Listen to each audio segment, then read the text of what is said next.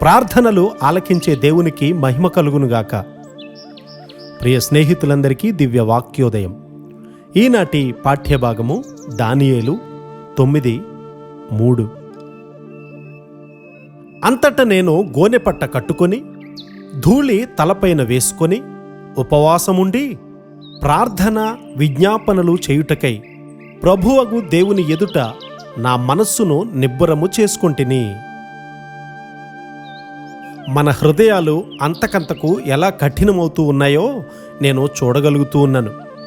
కొన్నిసార్లు నా స్వంత హృదయమే కఠినమైపోతుందని నన్ను నేనే నిందించుకుంటూ ఉన్నాను. ఉదయకాలంన వార్తాపత్రిక తెరిస్తే దాని నిండా హింస, రక్తం ఉలికించబడడం, అసౌకర్యం, కన్నీళ్లు, అనాథ పిల్లల ఆక్రందన, విధవరాళ్ల రోదన, ఇలాంటి విషాదకరమైన వార్తలే కనబడుతూ ఉన్నాయి. లేఖనాల్లో దానియేలు గ్రంథములో గొప్ప విజ్ఞాపన ప్రార్థన ఇక్కడ చూస్తూ ఉన్నాం. అతడు తనను తాను తగ్గించుకోవడం మనం చూస్తూ ఉన్నాం. ప్రార్థన కొరకు సిద్ధబాటు అనేది ఉంది.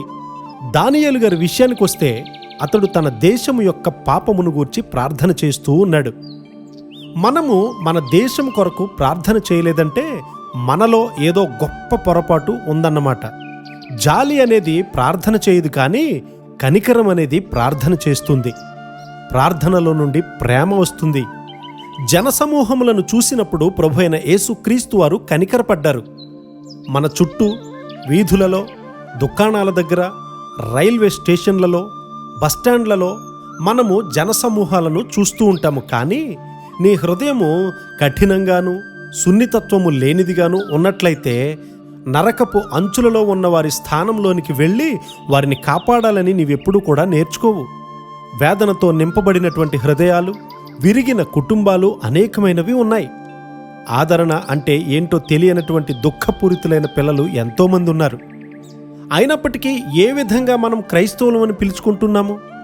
ఇదంతా మర్యాదపూర్వకమైనటువంటి సాంప్రదాయమా? ఇదేదో గుడ్డిగా నమ్మే భక్తా?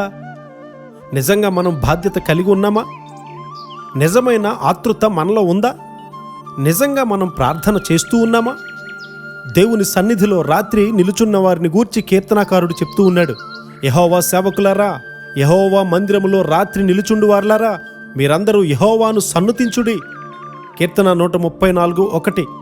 మన ఆత్మీయ యంత్రాంగంలో బాగా నిర్లక్ష్యం చేయబడినటువంటి భాగం ఏదైనా ఉంది అనంటే అది కేవలము ప్రార్థన.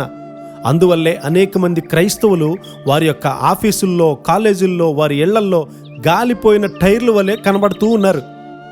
దేవుడు మన హృదయాలను కదిలించి శుద్ధీకరించి ప్రార్థించడం అనేది నేర్పించునుగాక. ఆమేన్.